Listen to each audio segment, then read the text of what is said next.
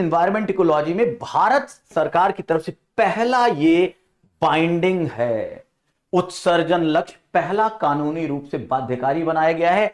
25, 26, 26, 27 तक यह बाध्यकारी रहेगा।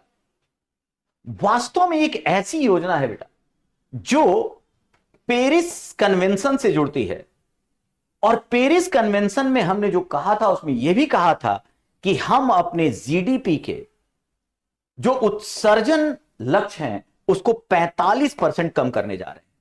हम 2030 तक, जब इसे ध्यान से पढ़ोगे तो इस लक्ष्य में है कि 2030 तक हम जो इसको मैं जीआई कह रहा हूं, जीआई है, वो जीडीपी का 45% हम कम कर देंगे। और मानक क्या है?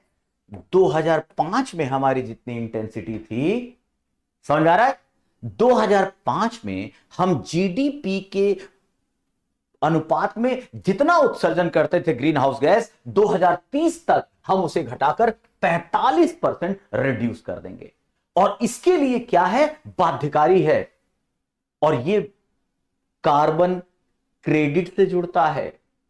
मतलब अगर किसी कंपनी ने इसे डिसिप्लिन से पालन किया तो उसे कार्बन क्रेडिट मिलेगी, उसे एक तरह से लाभ दिया जाएगा। तो इस तरह की चीजों को लेकर हमें पेरिस कन्वेंशन को जोड़ना है। अब जैसे ये जीआई क्या है?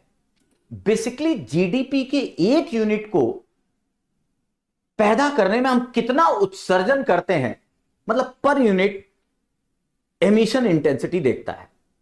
एक लाइन में अगर कहूं, 1 टन सीमेंट उत्पादन, 1 टन सीमेंट उत्पादन करने में आखिर कितना ग्रीन गैस हमने एमिट की, इसी रेशियो को जीएचआई कहते हैं।